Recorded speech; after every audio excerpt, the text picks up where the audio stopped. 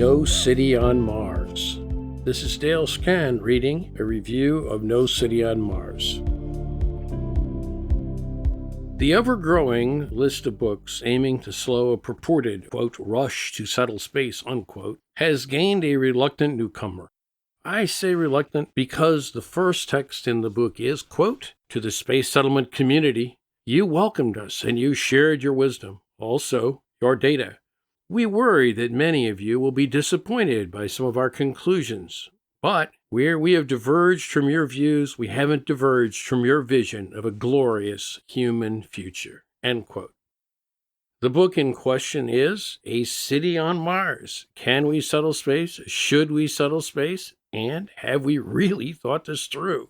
By Zach and Kelly Weinersmith, who previously published the well-received book Soonish. As part of the community that welcomed the Weinersmiths, Kelly attended the NSS Space Settlement Workshop in November 2021, and Rod Pyle, the editor-in-chief of this magazine, is listed as having made a significant contribution to the book. I'm indeed a bit disappointed. But my greater disappointment is that the NSS is apparently not making the case for space settlement as well as it should. A City on Mars points out a few holes in our arguments that we have left open, and it falls on us to close them. The Weinersmiths have done us a favor by pointing them out. A full response to the points raised by the authors would require a book, or perhaps many books, so the scope of this review must be limited. This isn't the best book to give someone to inspire them to build a human future in space. The overall tone is downbeat, and the logic often less than airtight.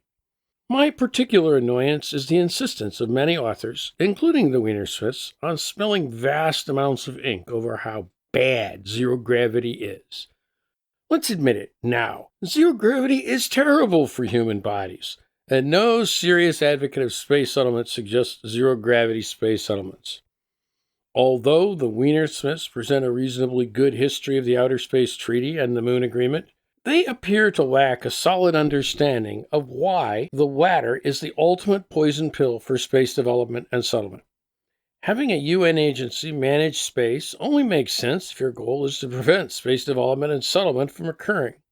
Something like the Moon Agreement won't result in a slowing of space development.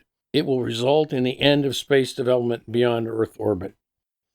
Another misstep lies in an overfocus on Mars as a settlement destination, combined with a dismissal of free space settlements that appears to be based on the author's inability to understand how large objects might be constructed in space. Some NSS leaders have been focused on this topic for years, but the organization has not made a truly convincing argument to the public at large. Let's hope the advent of A City on Mars will inspire engineers to rise to the challenge of demonstrating construction techniques for large, mile-sized space structures. I note in passing that although the section Part 2, SPOM, is weak overall, the discussion about the moon as a location for settlement does an excellent job of explaining why, although not the top destination for settlement, there's a strong case that the path to our space future may be situated there. It was with disappointment that I discovered that behind the Weinersmiths' anti-space settlement power arguments was none other than Casey Handmere, who's been tilting against space solar power for at least the last decade. I have written a point-by-point refutation of Handmere's arguments on the NSS blog, but our failure to convince the Weinersmiths suggests just how far the NSS has to go to persuade mainstream scientists that it's feasible.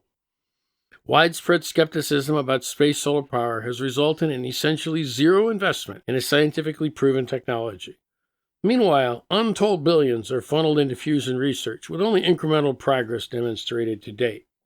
On the other hand, A City on Mars is well worth reading for space advocates. There's some excellent research here, and I learned a good bit. It should come as no surprise that the best chapters are the ones with a biology focus, given Kelly Weinersmith's professional background as an expert on parasitic worms.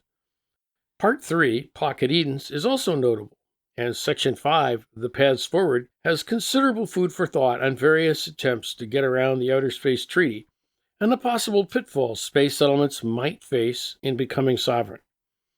The author's greatest fear appears to be that the Artemis Accords will lead first to a gold rush on the moon, and then to actual great power conflict in space, They seem astonished at the popularity of the Accords and no doubt are even more concerned today, as they have continued to gain signatures, including from all the major European space powers and much of Latin America and India.